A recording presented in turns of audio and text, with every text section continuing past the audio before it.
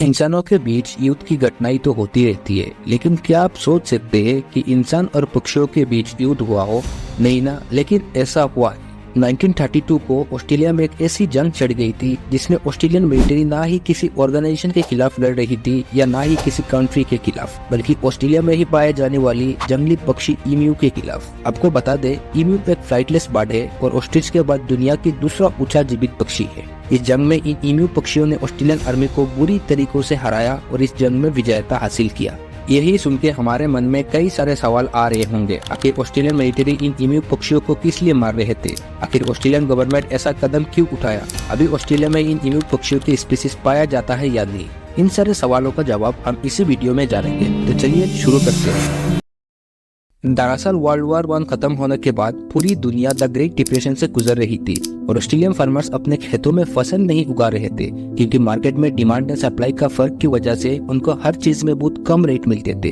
अगर ऐसा चलता रहा तो ऑस्ट्रेलिया बहुत जल्द फ्रूट क्राइसिस से गुजर सकता है।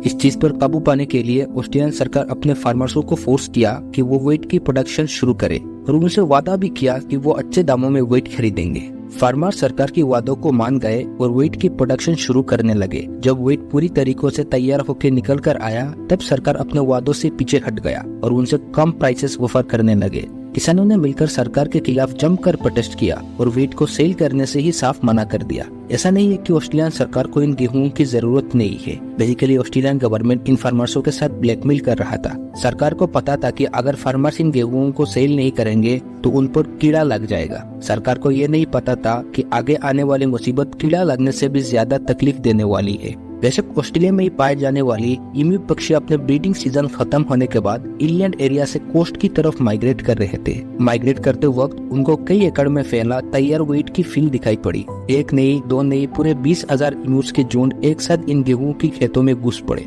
और फसल को खाकर बर्बाद करने लगे। 1-2 हफ्ते तक किसान इनको ऐसे ही भगाते रहे, लेकिन लास्ट में तंग आते हुए उनको सरकार से ही मदद मांगने पड़े। सरकार को जैसे ही इस इंफॉर्मेशन के बारे में पता चला, सरकार तुरंत एक्शन में आया और अपने मिलिट्री को कहा कि वो इन ईम्यूज के खिलाफ एक मिलिट्री ऑपरेशन लॉन्च करे। मिलिट्री जनरल ने अपने चंद सोल्जर्सों को मशीन गन और कई सारे राउंड एम्यूनिशन देकर वेस्टर्न ऑस्ट्रेलिया भेज दिया। ऑपरेशन शुरू ही होने वाला था कि तेज बारिशों के चलते ईम्यूज बड़े एरियाज में फैलने लगे और झाड़ियों में छुपने लगे। इनको टारगेट करना बेहद मुश्किल हो गया था। इस चीज को देखते हुए ऑपरेशन को 1 हफ्ते तक पोस्टपोन कर दिया गया। 2 नवंबर 1932 वाले दिन सोल्जर्सों को खबर मिली है कि कैंपियन गांव में कुछ ईम्यू दिखाई पड़े। जब तक सोल्जर्स वहां पहुंचते तब तक लोकल्स ने इन ईम्यूज को एकजुट करने का प्रयास करने लगे। ईम्यूज एकजुट होने की बजाय उल्टा बिखर गए। सोल्जर्स ने इसी कंडीशन में ही इन पर फायर खोल दी। फायरिंग में सिर्फ 5-7 ईम्यूज मारे गए। 20,000 ईम्यूज में से सिर्फ 5-7 ईम्यूज को मारना यानी फर्स्ट अटेम्प्ट में ही इनको शर्मनाक हार मिली। 4 नवंबर यानी फर्स्ट अटेम्प्ट से 2 दिन बाद सोल्जर्स ने प्लान बनाया कि वो इन व्हीट की फील्डों में घात लगाकर बैठे रहेंगे। जब ईम्यूज उनकी रेंज में आएंगे तो उन पर फायर खोल देंगे। इस फायरिंग में सिर्फ 12 ईम्यूज ही मारे थे कि उनकी मशीन गन जाम हो गई। आगे गोली चलाने से पहले ही इन ईम्यूज बिखर गए,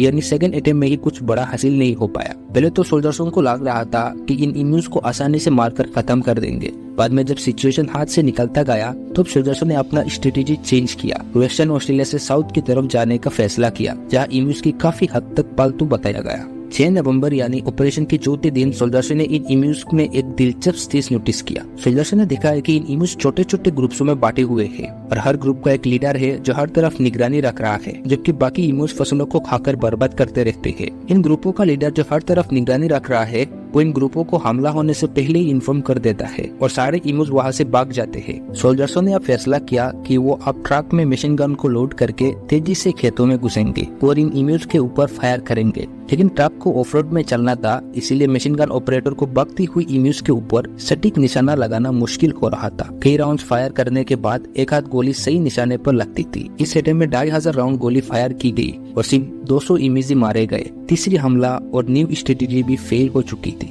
ऑपरेशन को कुछ वक्त के लिए रोक भी गई, लेकिन किसानों के खेतों में इन ईम्यूज की हमला जारी रखा। कुछ हफ्ते बाद ऑपरेशन को फिर से रिलॉन्च किया गया और इस बार हमला थोड़ा बहुत सक्सेसफुल था। कुल मिलाकर सोल्जर्स ने इस ऑपरेशन में 1000 ईम्यूज मारने में कामयाब रहे, लेकिन टोटल 10,000 राउंड फायर करने के बाद यानी 10 गोली में से 1 ईम्यूज मारे गए।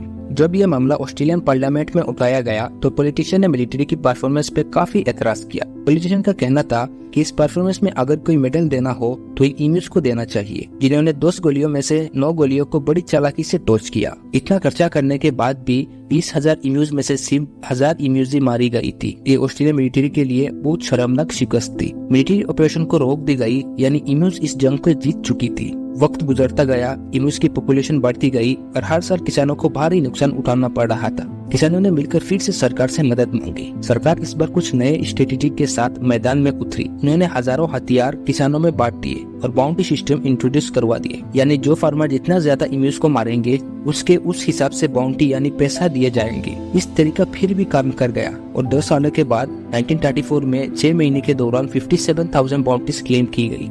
ये खबर जब इंटरनेशनल मीडिया पर चला तब ह्यूमन राइट्स ऑर्गेनाइजेशन वालों ने ऑस्ट्रेलियन गवर्नमेंट के खिलाफ काफी प्रोटेस्ट किया। लोगों ने ऑस्ट्रेलियन सरकार को बुरा भला कहने लगे।